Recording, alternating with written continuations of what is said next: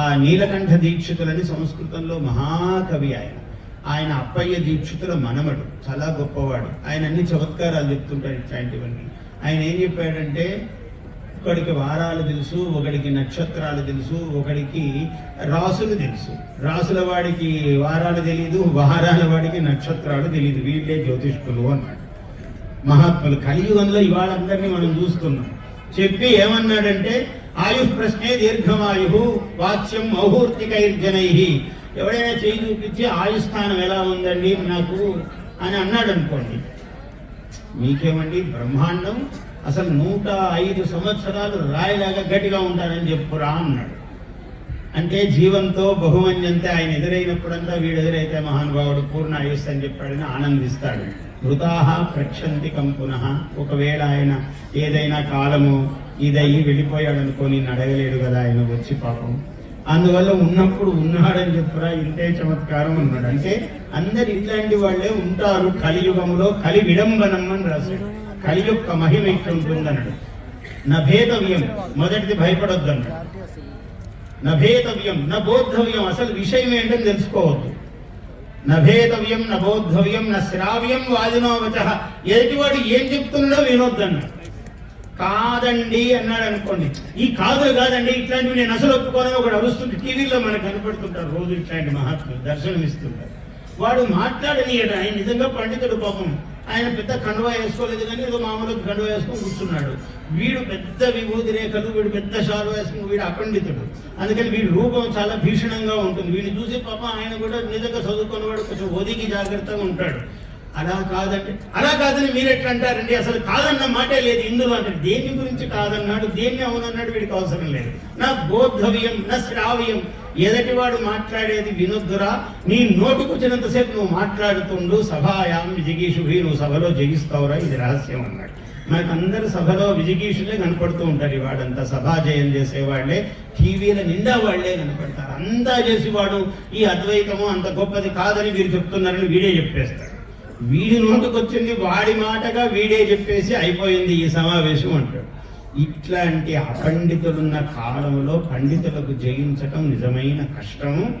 అయినా పరదేవతా కృప ఉండాలి కానీ ఇవన్నీ లెక్క కాదు, సాధారణమైనవి. అన్ని విషయాల్లోనూ ఈ వంచనలు ఉన్నాయి. పూజ చేసేటప్పుడు పూర్తి పూజ కాదు, ఆ హోమము కాదు, ఏవి ఎవరు చేయనీయరు. వీళ్ళందరే దుష్టశక్తులు అన్నమాట. మారీచుడు, తాటకి ఇట్లాంటి వాళ్ళు కోరలు కొమ్ములు అట్లా ఉండేవాళ్ళు రామాయణ కాలంలో. ఇప్పుడు కోరలు కొమ్ములు కాదు, అన్ని చక్కగా నామాలు విభూతి పెట్టుకుని పెద్ద పెద్ద శాలువలు వేసుకుని వీడే పండితుడు లాగా కనపడేవాడు. పనుల గడ్డపడేవాళ్ళు చాలా మంది ఉంటారు. వాళ్లను గ్రహించి మనం వాళ్లకు ముందు నమస్కారం చేసి, అందుకేమన్నాడు, ఆగమార్థంతో దేవానాం గమనార్థంతో రక్షసాం కురు ఘంటారవం తత్ర దేవతాహ్వాన లాంఛనం అన్నాడు. ఆయన దేవతలను ఆహ్వానించుకోరా జాగ్రత్తగా అన్నాడు. ఉత్తిష్టంతు భూత పిశాచాః, కూర్చునేటప్పుడు నీళ్లు చల్లాలి అన్నాడు. ఆసన శుద్ధి. ఉత్తిష్టంతు భూత పిశాచాః ఏతే భూమి భారకాః ఏతేషాం అవిరోధేన బ్రహ్మకర్మ సమారభే. ఎంత మహాత్ములు, ఎంత సైకాలజీ తెలిసిన వాళ్ళు, అంటే మనస్తత్వ శాస్త్రం ఎంత బాగా తెలిసిన వాళ్లకు. ఒకటి కాలు దాపుకొని కూర్చున్నాడు. దాపుకొని కూర్చుంటే పాపం ఎవరో పండితుడు వచ్చాడు. వస్తే వీడు కాళ్ళు తిమ్మంటాడు కదా, నన్ను తిమ్మంటే నేను తీయను అని అందామని వాడు కూర్చున్నాడు. ఈ మహాత్ముడు వాడికి ఇట్లా నమస్కారం చేసి ఇట్లా తిరిగిపోయాడు. నా దెబ్బ చూసారా, ఆయన అట్లా తిరిగిపోవాల్సిందే మనకు అంటాడు. వీడు రాక్షసుడు. అంటే ఆయన తిరిగిపోయేవాడు తెలివైన వాడు. కాలు తీరా అంటే తీయడు. ఆ రోజు పని చెడుతుంది. ఈయన పాపం తపస్సు అనుష్ఠానము ఏం చేసుకోవాలనుకున్నాడు. వీళ్ళు కాడు దాటిపోతే అవుతుంది అనుకుంటే చిరిగిపోతే అవుతుంది, కానీ కాలు తీరా అంటే పని కాదు.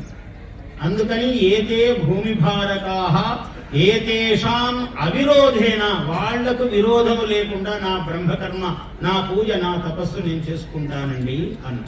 అందుకని రాక్షసులకు కూడా నమస్కారం. వాడు కాళ్ళు అడ్డపెట్టేవాడు ఉంటే తుష్యతు దుర్జనః అన్నాడు. వాడు కొంచెం ఆనందించని చూసేవాడు కన్నెగరేస్తాడు. నా శక్తి చూసావా, అంత పండితుడు కూడా ప్రదక్షిణ చేసుకోవాల్సిందే మనకు అనుకుంటాడు. తథాస్తు, మంచిది ఆయన పని కావాల్సింది. అట్లనే కాలు తీరా అన్నాడు అనుకో, రోజంతా వివాదమే సరిపోతుంది. అథవా నిద్రయా కలహేనవా అన్నాడు. దుర్మార్గులకు కాలం ఎట్లా కలుస్తుంటే కలహేన, ఊరికే వాడిని అట్లా అంటాడు. సోషల్ మీడియా అంతా అదే, వాడిని అట్లా అంటాడు ఊరికనే. వాడు అట్లా అన్నాడని మళ్ళీ వీడు ఇట్లా అంటాడు. తలుపు చెక్కతో నీవట్లంటే, తమలపాకుతో నీవట్లంటే తలుపు చెక్కతో నేనిట్లంటి అన్నాడు. వాడు పాపం తమలపాకుతోనే అన్నాడు, ఈమెమో తలుపు చెక్కతో అన్నాడు. ఎంత ప్రమాదం చూడండి, తమలపాకుతో అనుకుంటే వాళ్ళ జీవితం ఎంత గొప్పగా ఉండేది. అందువల్ల తమలపాకుతో నీవట్లంటే తలుపు చెక్కతో నేను ఇట్లంటే అన్నారు. అన్నీ ఇవే మనం చూస్తున్న దృశ్యములు. తస్మై శ్రీ గురుమూర్తయే నమయదం శ్రీ దక్షిణామూర్తయే. అటువంటి గురుమూర్తులందరికీ మనం మన నమస్కారము పెట్టి ఆ పరమేశ్వరుని యొక్క కృపను సాధించి మన యజ్ఞము, మన జపము, మన తపము, మన పూజ ఇవన్నీ కూడా సుష్టుగా శోభనముగా 10 కాలాల పాటు వర్ధిల్లుగాక, మనము వర్ధిల్లుదుముగాక.